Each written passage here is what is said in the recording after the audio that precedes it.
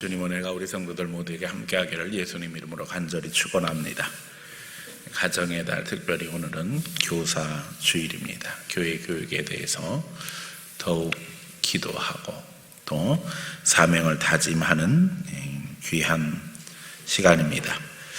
우리는 예수님이 우리의 스승이 되셨기에 진리를 알게 되었고, 또 이 교사 주일에 먼저는 우리의 스승 되신 예수님을 묵상하고, 또 교사 되신 예수님을 본받으며 제자 삼는 사역에 대한 다짐을 하는 시간입니다. 특별히 주일학교 교사들을 축복합니다. 오늘 오후에는 우리 함께 식사도 하고, 또 오후 예배에는 우리 교사들 특별 찬양도 합니다. 주일학교 교사가 모자른 가운데 또 충원을 하게 되었습니다. 임명장 없이 임명을 해서 몇몇 분들이 또 함께 주일학교 사역에 동참하게 되었습니다. 지금 보니까는 교사가 없다 하는데 우리 교육자를 포함해서 18명이니까 적은 숫자는 아니에요. 하나님 앞에 감사하면서 우리가 다 열정 가지고 주의 사역할 수 있도록 기도해 주시고, 또 협력해 주시고, 또 그 가운데서 아름다운 열매가 꽃피기를 원합니다. 세상에서는 스승의 날이라고 해서 교사의 수고에 또 감사하며 교육에 대해서도 심도 있게 생각하는 날입니다.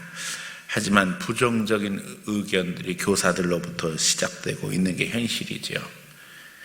과거 선생님에 대한 존경이 사라지고 인본주의적인 교육이 판을 치면서 무엇보다도 진보적인 사상 아래 의식화 교육이 한국 교육 안에 도입되었고, 성경적인 교육은 설 자리가 없는 것이 우리 형편이 되고 말았습니다. 그래서 기도 제목입니다. 사실은 우리 기독교 사상 성경 중심의 신앙을 바로 가르칠 수 있는 학교를 하나님께서 허락해 주시옵소서 기도 제목입니다.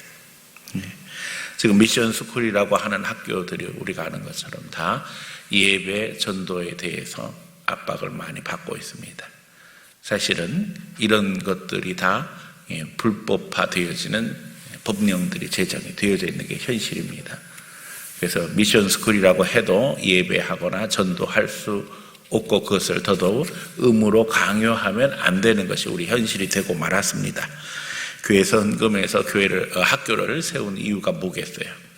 그런데 이제 이런 것들이 오늘 우리의 압박이 되고 있습니다.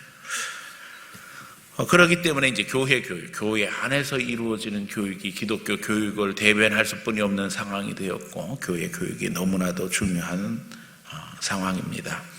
진짜 사랑, 진짜 헌신 속에서만 교회 교육이 가능한 것은 우리가 아는 것처럼 주일학교 교사들이 무슨 교회에서 사례를 받는 게 아니잖아요. 그저 사명감 가지고 하나님을 사모함으로 헌신하고 있기에 하나님이 귀히 여기시고, 또 우리도 마땅히 귀히 여길 뿐만 아니라 칭찬하고 격려해야 할 줄로 믿습니다. 이제 가정의 달인데 가운데 중간에 딱 교사 주일, 또 스승의 날이 끼어 있어서 어떻게 보면 잘 어울리지 않는 것 같습니다. 그러나 우리는 신앙 안에서 예수 그리스도를 묵상하면서 가정 안에서 우리 그리스도인 모두가 다 예수님을 본받아 교사 되기를 다짐해야 된다는 거죠. 기독교 신앙 교육이 무너지는 상황에서 학교 교육에 그것을 맡길 수 없는 상황입니다. 교회 교육이 그것을 전부 다 할 수 없고, 결국에는 가정 교육 안에서 부모가 스승이 되어서 아이들에게 신앙 교육하지 않으면 안 되는 현실 속에 우리가 있다는 거예요. 교회 학교 교사를 위해서 기도하고, 또 그 사역을 귀히 여기는 시간이 될 뿐만 아니라 우리도 조력자, 또 더 나아가서는 사역자 되기를 소원하며 오늘 예수님을 본받자, 특별히 교사 되신 예수님을 본받자라는 제목으로 하나님 말씀 증거하려고 합니다. 이 말씀 증거할 때 주님 은혜가 우리 심령 함께 하시기를 예수님 이름으로 간절히 축원합니다. 첫 번째는 낮아지신 예수님을 본받자는 겁니다. 예수님은 가르치시기 전에 이미 실천하셨지요. 하늘 보좌를 버리시고 이 세상에 오셔서 낮아지심으로 우리가 주님 앞에 아주 쉽게 나아갈 수 있는 길을 열어주셨습니다. 우리 공로 없이 믿기만 하면 천국에 들어갈 수 있는 길을 예수님께서 친히 열어주셨어요. 예수님은 인간의 모양으로, 심지어는 아이의 모습, 갓난 아이의 모습으로 이 세상에 오셔서 인간의 언어를 사용하셨고 또 평범한 일상으로부터 사역을 시작하셨습니다. 우리가 아는 것처럼 가장 가난한 모습으로 오셔서 가난한 가정에서 가장으로서의 역할을까지 하셨지요. 예수님의 직업이 있었습니다. 예수님은 목수가 직업이셨어요. 성경에 보면 예수님의 아버지 요셉의 이름은 거의 등장하지 않습니다. 사람들은 추정합니다. 요셉은 일찍 세상을 떠났고 예수님이 가정을 이끌었을 것이다. 예수님에게는 여러 명의 친동생들이 있었어요.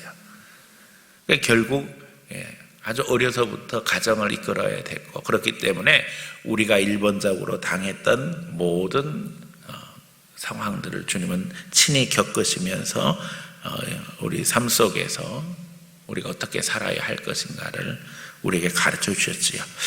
가장 낮은 모습으로 마음간에 오셨으며 더더욱 십자가에서 고난당하심으로 말미암아 우리의 아픔, 고통, 소외, 고난에 동참하셨고 또 이제 우리의 제사장 되셔서 하나님 보좌 우편에서 우리를 기도하고 계십니다. 우리 위해서 기도하고 계십니다.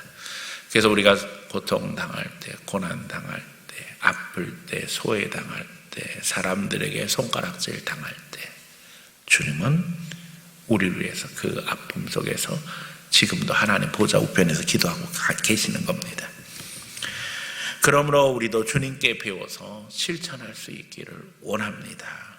주님께 배워서 예수님의 말씀, 예수님의 사랑을 실천할 수 있는 성도들 되어야 합니다. 자, 그러려면 먼저 성장이 있어야 됩니다. 다시 말하면 예수님이 낮아지실 수 있었던 것은 바로 예수님께서 하나님의 아들이시며 모든 이름 위에 뛰어난 창조주이시기 때문에 가능하다는 겁니다. 우리가 낮아지기 위해서 성장해야 된다는 겁니다. 높이 올라가야지 내려올 수 있지요. 우리가 예수님을 본받아 낮아지자고 얘기하지만 더 낮아질 것이 없는 사람이 뭘 낮아지겠어요? 그렇죠?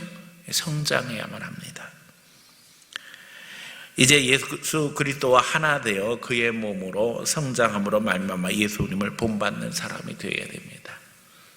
성경 속에서 예수님의 성품을 배우고 지식으로 성장할 뿐만 아니라 우리 한 사람 한 사람 영적인 존재로서 세워져야만 한다는 겁니다. 구원은 거저되지만 성장은 거저되지 않습니다. 노력해야만 합니다. 말씀을 읽고 기도하고 그 가운데 성령의 인도하심 받으면서 우리의 영혼과 육신이 다듬어져야 한다는 겁니다. 기도와 말씀을 통해서 영적인 영향을 공급받고 또 그것을 하나님의 능력으로 사용할 수 있어야 된다는 거예요. 그래서 성장하는 법을 배우지 않으면 우리는 낮아질 수 없다는 것, 성장하지 않으면 낮아질 수 없다는 것 늘 기억하는 가운데 예수님의 진리를 실천할 수 있는 성도들 되시기를 원합니다. 또 낮아짐으로 말미암아 예수님처럼 다른 이들을 존중하고 한 영혼 한 영혼 하나님의 자녀로 인정하는 가운데 믿음의 역사를 이루어야 할 것입니다. 물론 거기서 내 가족, 내 형제가, 내 자녀가 예외가 될 수는 없습니다. 내게 주시는 은혜 가운데 낮아짐으로 비로소 하나님의 역사를 이룰 수 있습니다. 꽃의 향기는 날아감으로 말미암아 사명을 다하는 겁니다. 그 향기로 벌과 나비가 날아들게 되어지고 열매가 맺힘으로 향기는 사명을 다하게 되지요. 아깝다고 해서 가두어 둔다면 사명을 다할 수가 없습니다. 아름다운 것은 비로소 사명을 다할 때 아름다운 것입니다. 우리가 사용하는 한자의 미자, 아름다울 미자는 본래 위에 양이 붙어 있죠. 양이 붙어 있고 그 밑에 우리는 큰 대자인 줄 알고 그리는데 사실 이 큰 대자는 큰 대자를 의미하는 게 아니라는 거예요. 재단을 의미한다는 거예요. 그래서 무엇이 아름다운 것인가? 재단 위에 양이 올라가서 제물로 드려질 때 그것이 아름다운 것이라는 거예요. 이건 매우 충격적인 거지요. 한자 문화권에서 우리 조상들이 아름다움이 무엇인가를 생각할 때에 양 한 마리가 제물로 하나님 앞에 드려지는 그 모습을 가장 아름다운 모습으로 이해했다는 거예요. 결국 제물 대신 예수님이 제물이 되셨기 때문에 아름다운 것이고, 우리도 그러기에 하나님 앞에 헌신을 통해서 아름다운 모습으로 사명을 감당할 수 있는 것입니다. 이제 적용하기 원합니다. 높아질 뿐만 아니라, 성장할 뿐만 아니라 낮아진 모습, 예수님의 모습을 본받아서 적용하기를 원하는데, 제일 먼저 적용해야 될 것은 인사하자는 거예요. 교회에서 만나면 반갑게 인사하자는 거예요. 미소 지으면서, 그리고 안부를 묻고 또 서로 격려해주고 칭찬해주고. 제가 늘 강조하는 겁니다. 어떤 사람이 먼저 인사해야 될까요? 우리는 어린아이가 어른에게 인사하는 걸로 배웠습니다. 젊은 분이 나이가 많은 분에게 인사하는 걸로 배웠습니다. 그렇게 해가지고서는 안 됩니다. 그걸 기다리면은 나이 든 이만 바보가 되게 돼 있어요. 요즘 우리 시대는 먼저 나이 든 이가 인사를 해야 되는 세상이 되었어요. 여러분, 어린이는 아이들을 가르칠 때 어떻게 합니까? 어린이집, 유치원에 가면 선생님이 먼저 아이들에게 인사하는 걸 가르칩니다. 집에서도 마찬가지예요. 가정교육할 때 어른들이 먼저 모범을 보여야 되는 상황이에요.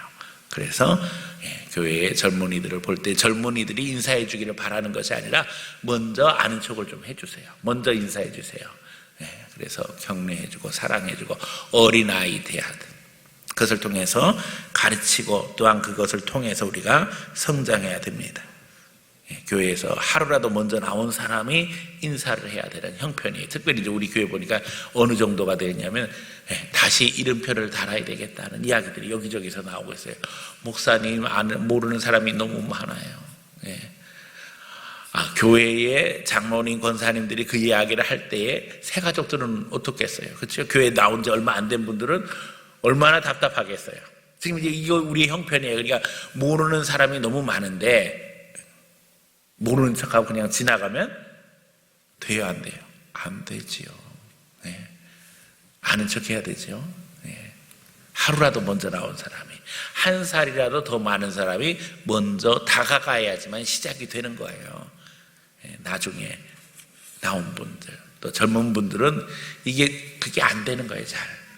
그러니까 여러분들이 앞장서서 예수님의 사랑, 예수님의 낮아지심을 인사로서 표현하고 적용할 수 있기로 합니다.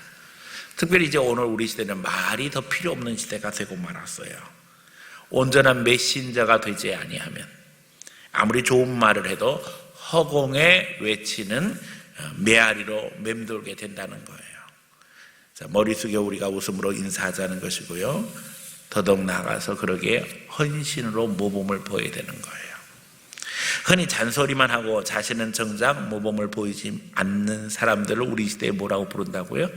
꼰대라고 부르기 시작했어요. 근데 우리 그리스도인들이 자칫 잘못하면 그렇게 되기가 쉽습니다.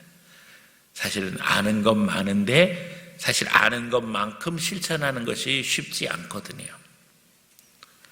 오늘 그리스도인들이 예수님처럼 낮아지고 낮아진 모습으로 예수님을 본받아 영혼을 섬긴다면 세상은 변화될 것입니다.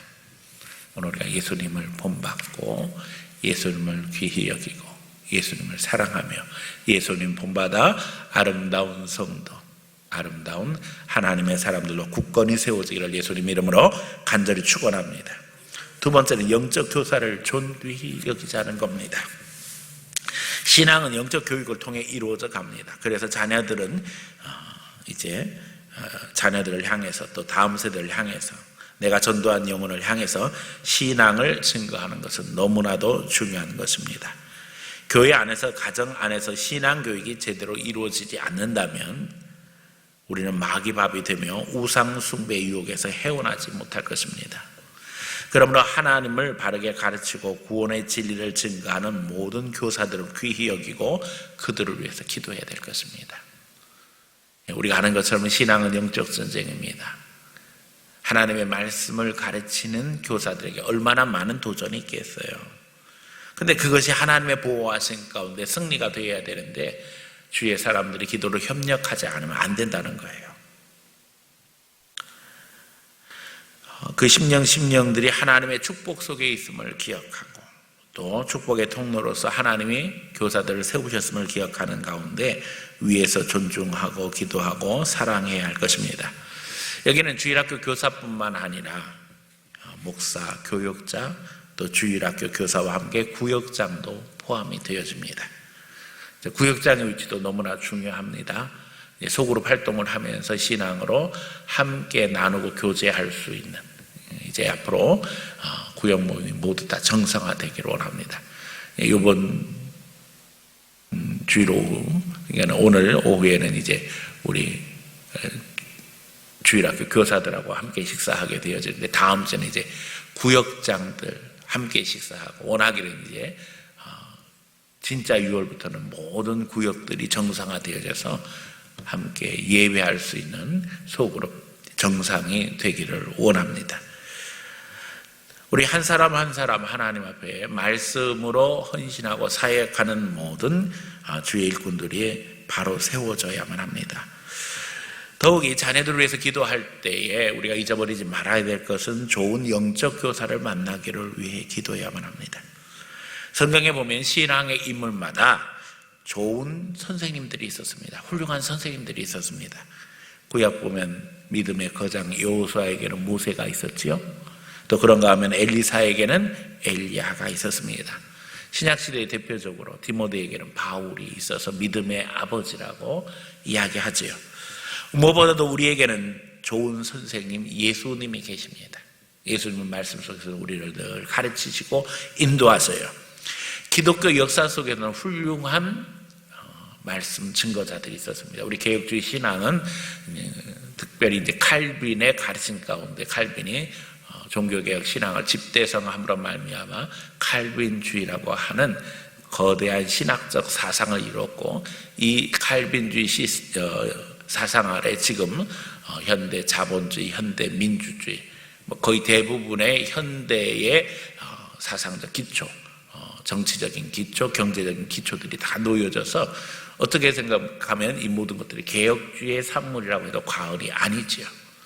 그런 가운데 저는 오늘 기독교 역사 속에서 좋은 교사, 좋은 교육 사상가가 되었던 체코의 요한 아모스 코메니우스라는 분을 소개하기 원합니다.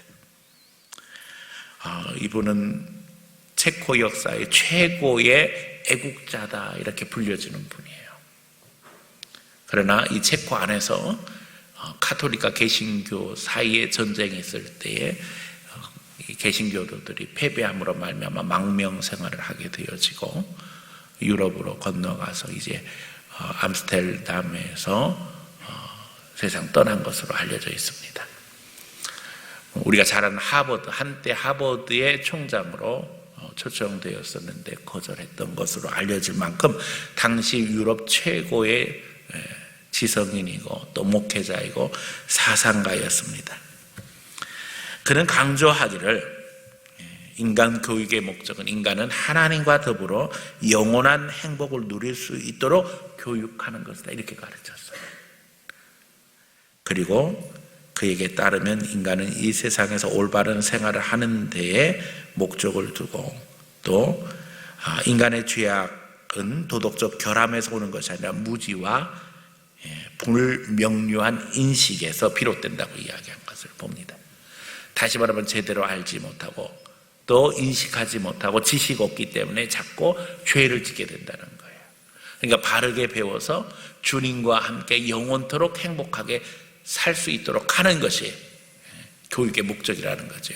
그러니까 제대로 알지 못하면 도덕적으로도 온전할 수 없고 본인도 불편하게 살아가기 때문에 행복할 수 없다는 거예요. 하나님은 우리가 행복하길 원하시는데 우리가 제대로 알지 못할 때 오해하게 되어지고 속상하게 되어지고, 그게 어떻게 생각하면 우리 현실이지요. 이런 이야기들을 이미 벌써 종교개혁 당시 또 미국이 신대륙에서 자리를 잡아가는 그 상황에서 전 세계를 향해 외친 중요한 메시지였습니다. 현대까지도 지속되어지는 교육의 4단계의 기초를 놓은 분이에요. 우리는 왜 아이들이 7살 되면 학교 가고 또 초등학교는 6년이고 중고등학교가 6년이고 이런 것들을 이유를 모르지요. 이 코메니우스라는 분이 4단계의 교육 단계를 이야기했고, 사실 이게 이제 전 세계 시스템으로 지금 굳어진 거죠. 그래서 이분이 이야기할 때 첫 번째 단계를 어머니의 무릎 단계. 6년 동안 어머니의 무릎에서 교육받는다는 거예요, 아이들은. 그러니까 어린이집 보내는 게 중요한 게 아니라 엄마의 사랑으로 교육해야 된다는 거예요. 두 번째 단계가 모국어 교육 단계입니다.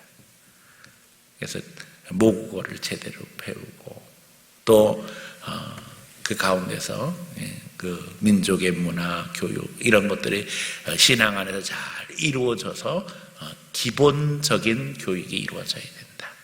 이제 세 번째가 당시 이제 라틴어 교육.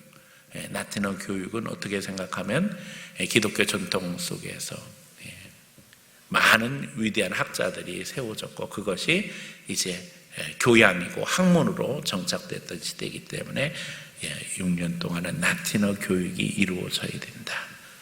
그리고 그 다음 6년을 대학 교육으로 이야기했죠. 지금 우리는 4년제 대학을 하고 있지만 사실은 4년제 대학 뒤에는 2년제 대학원이 있잖아요.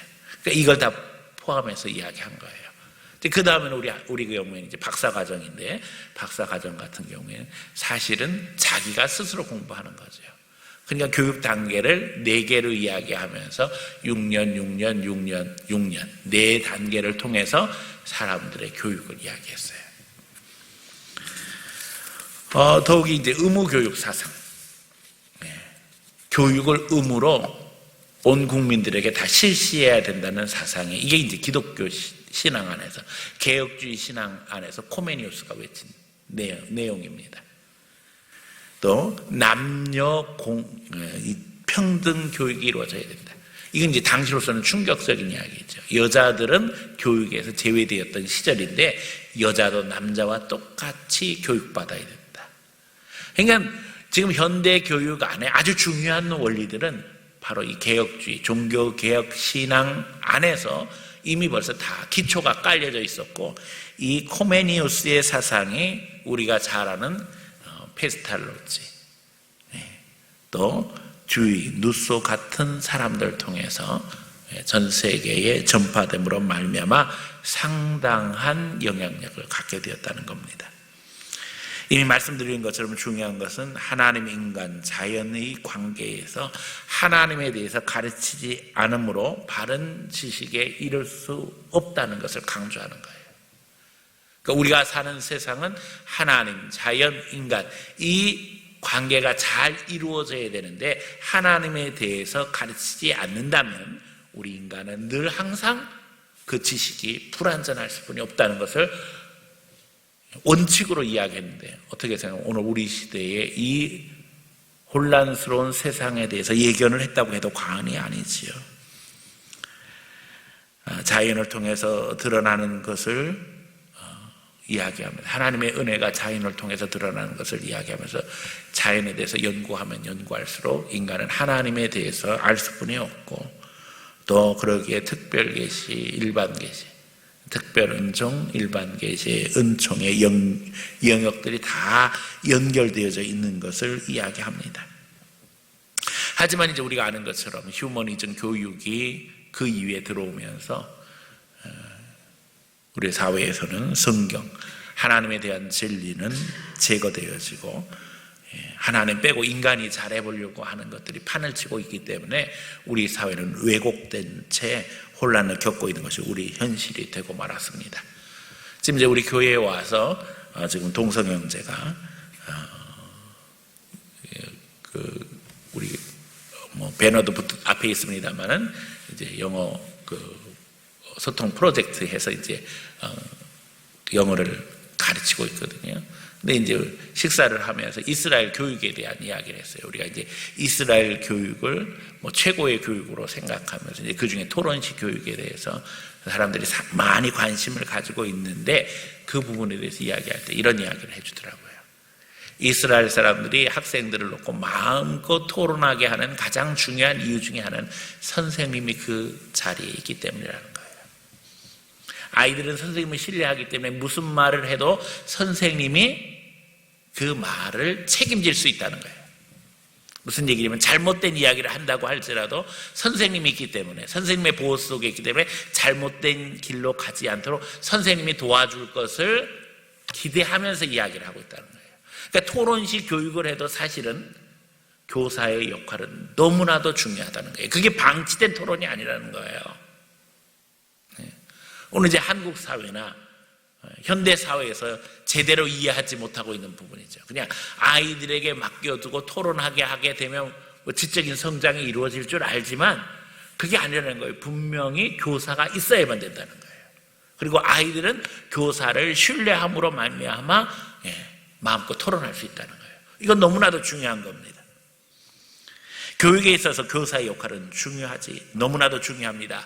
가르쳐주지 않는데 어떻게 깨달을 수가 있겠습니까? 구스 네시가 한 말이에요. 그가 이디오피아에서부터 하나님을 알고 예배하러 예루살렘까지 올라갔다가 내려가는 길에 광야에서 빌립을 만나게 되어지는데, 그가 마차 타고 가면서 성경을 읽고 있는데 그때 이사야서 말씀을 읽었어요.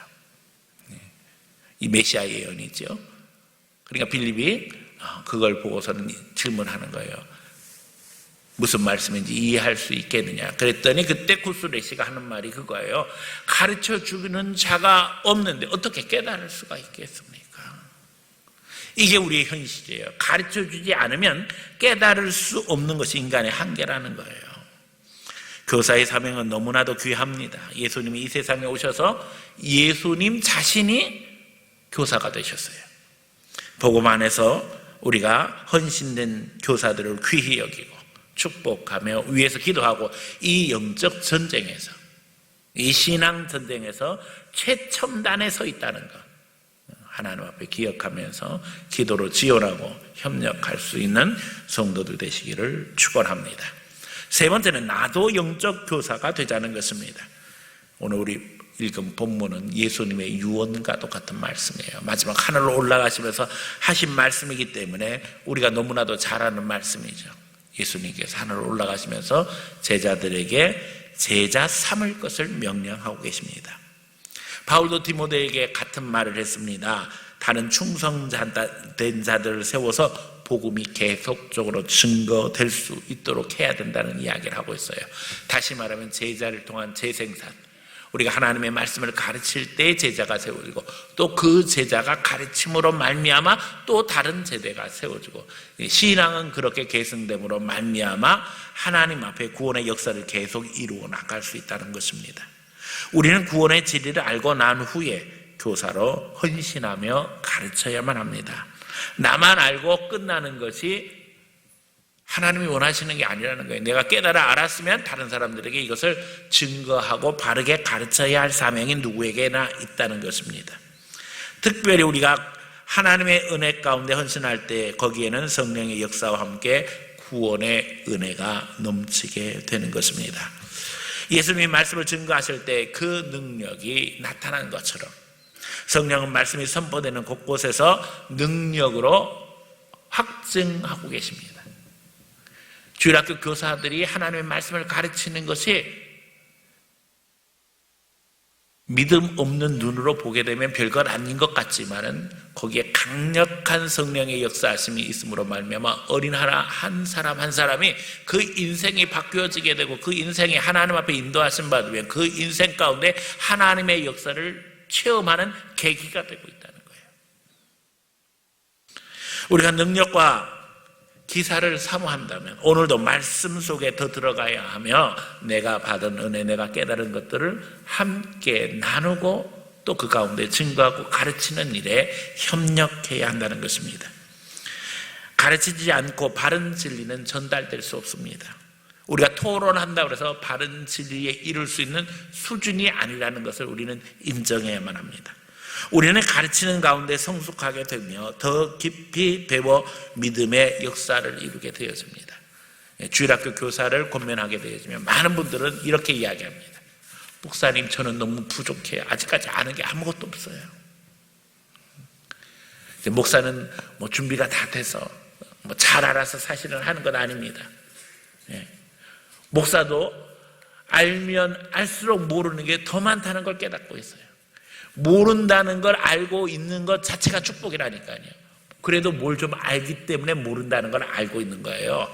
전혀 아무것도 모르는 사람은 모르는 것도 몰라요.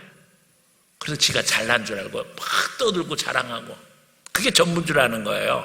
그러나 우리가 신앙 안에서 성숙하게 되어지면 세상 사람들도 말하잖아요. 벼가 익으면 어떻게 된다고요? 머리를 숙이게 된다는 거예요. 결국 우리가 겸손한 마음으로 하나님의 은혜를 깨닫게 되어지면, 그리고 하나님을 향한 간절한 마음이 있게 되면 하나님께서 우리에게 은혜를 베푸십니다. 자, 이제 한 영혼을 전도하게 되어지면 그 영혼은 거듭난 삶으로 하나님의 인도하신 가운데 들어오게 되어지는데요, 말씀으로 그 영혼을 양육하지 못한다면 자식을 낳아놓고 내버리는 부모와 다를 게 없다는 거죠. 전도에서 교회 나오게 되어지면 그 다음엔 어떻게 되어져요? 말씀으로 제대로 심어야지만 성장할 수 있다는 거예요. 아이를 낳아놓으면 먹이고 키워야 될 거 아니에요. 똑같습니다. 영적으로도. 우리는 당연히 예수님을 배워 전도자가 되어야 하며 더 나아가 교사가 되어야만 합니다. 그러기에 먼저 기도하고 말씀으로 영혼을 양육하며 사랑으로 영혼을 대해야 합니다. 물론 여기에는 마귀의 도전이 있습니다. 하지만 걱정하지 마시기 바랍니다. 오늘 말씀이 약속하고 계셔요. 성령이 역사하십니다. 우리가 부족할 때 성령은 우리의 스승이 되셔서 우리를 도우십니다. 심지어는 부족할 때 준비하게 하시고 깨닫게 하시고 우리의 말까지 통제하셔요. 예수님께서 뭐라고 말씀하셨어요? 너희가 말할 것이 생각나지 아니할 때 성령께서 생각나게 하실 거라고 이야기하시잖아요. 모든 사역이 동일하지만 교사 사역만큼 역동적인 것은 없습니다. 영혼을 말씀으로 세워나갈 때 성령이 역사하시는 것을 우리 눈으로 보게 되어집니다. 여기서 우리 자녀들에게도 예외가 될 수 없습니다. 자녀들을 하나님의 자녀로 영적 존재로 키워야 된다는 이야기는 지난주에도 드렸습니다. 여기서 우리 자녀들이 하나님의 말씀으로 세워져 나갈 때 거기에 소망이 있다는 것을 우리는 기억해야 할 것입니다.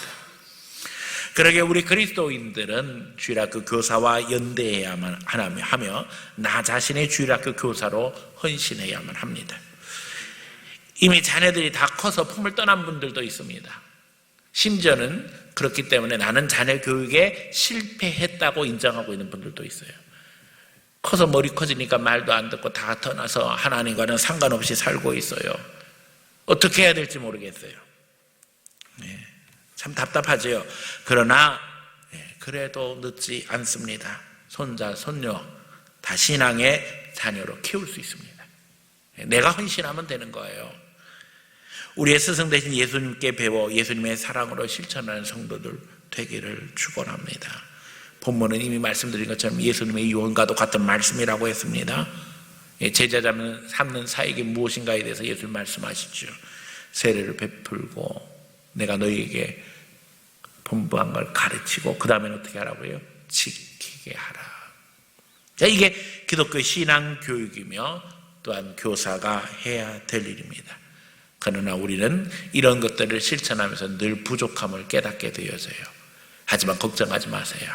예수님이 세상 끝날까지 함께 하신다고 약속했고 그것뿐만 아니라 예수님께서 하늘과 땅의 모든 권세를 가지시고 나와 함께 한다고 약속하셨어요. 약속하신 주님이 우리에게 필요한 모든 권세, 능력을 더하실 거예요. 내가 진짜 하나님의 은혜 가운데 있는가? 하나님의 능력 속에 믿음의 사람으로 살아가고 있는가 점검하기 원한다면 여러분 당장 주일학교 교사로 헌신하시기 바랍니다. 그러면 나를 통해서 역사하시는 성령을 체험하게 될 거예요. 거기서 하나님이 일을 이루고 계시는 것을 어린아이들을 통해서 보게 될 겁니다. 오늘 우리가 진정 하나님 앞에 하늘과 땅의 권세를 누리며 내 자녀를 하나님 앞에 믿음의 자녀로 키워나가는 영적 부모, 영적 교사가 되어지고 또 믿음의 세대를 만들어 나갈 수 있는 교사로 헌신함으로 말미암아 성령의 인도하신 가운데 주님과 동행하고 주님의 역사를 이루고 그 가운데 성령님의 은혜를 충만히 체험하는 귀한 성도들이 다 되어지기를 예수님 이름으로 간절히 축원합니다.